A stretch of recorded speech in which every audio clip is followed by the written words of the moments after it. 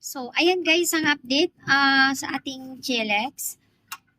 Nakakatuwa kasi ang daming mga sportive even sa GMA Kapuso, mga artists. Ando si Astin. Ayan. ah nung MediaCon pa lang, nandoon si Astin at si sila Daspia nandoon. Ang daming mga teen star nandoon ng supportive kay Alexa Ilacad. So, ayan, congratulations Alexa Ilacad Angelo dahil doon sa Misbehave. Ang daming mga artista sumuporta sa kanila. Sobrang thankful kasi syempre, ngayon mapapanood na sa I Want Official ang Misbehave.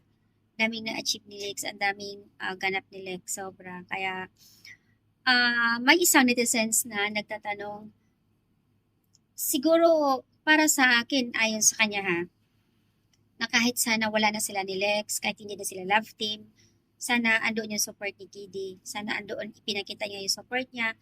Sana kahit doon lang sa MediaCon or doon sa loob ng sinihan na kumbaga yung streaming na, hinahanap nila si KD doon. Pero yun nga, hindi natin masasabi kasi hindi din natin pangungunahan ng decision. Baka nga may pinag-uusapan sila, hindi natin alam kung ano man yun. Hindi natin mapilit din or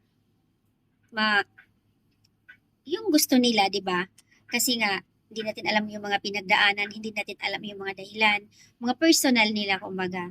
Kaya siguro irespeto na lang natin kung hindi man nakasupport si KD, na hindi natin nakikita doon sa mga video or doon sa media conference, doon sa streaming, hindi rin natin nakikita even sa kanyang IG story, sa kanyang puso, wala totally na ipinakita si KD na support kay Alexa. Yun nga, sabi nga doon sa isang netizens na respect na lang kung ano man, wag na natin panghusgahan, wag na natin bigyan ng kahulugan if ever na wala si KD kasi nga siguro nga baka naglaylo o either busy si KD kaya hindi siguro nakabigay na suporta. So, ayan lang guys ang update. Nagtatanong lang naman yung isang netizens doon sa sa Twitter bakit wala si KD. So, siguro guys, respeto na lang siguro natin kung ano man yung mga personal nila, wala na tayo doon. Basta importante, masaya tayo dahil, yun nga, yung project ni Lex na tuloy-tuloy, lalo na si KD tuloy-tuloy din yung project. Kaya nga, support na lang tayo sa kanila sa bawat isa. So, yun lang guys ang update. Yung isang update naman doon, isang netizens na nagtataka lang din siya na hindi nagpapansinan sa isang clip video. Nagbiso si Lex sa iba. So, pagdating kay Gilo, I think hindi niya napansin. Pero napansin niya, hindi lang daw niya na, hindi kumbaga, hindi sila nagpapansinan sa loob ng sinihan. So, walang pagpapansinan, Angel. Sabi nga nila, pumasok yung mga yan nagpapansinan na siguro kung hindi natin nakita na nagbiso sila, kasi usually pagka nagkakaroon ng streaming, nagbiso-biso, dapat sila natutuwa or yung iba nga umiiyak pa, diba? Dahil tears of joy. Pero sa kanila noong time na yun, wala. Totally, hindi sila nagpapansinan.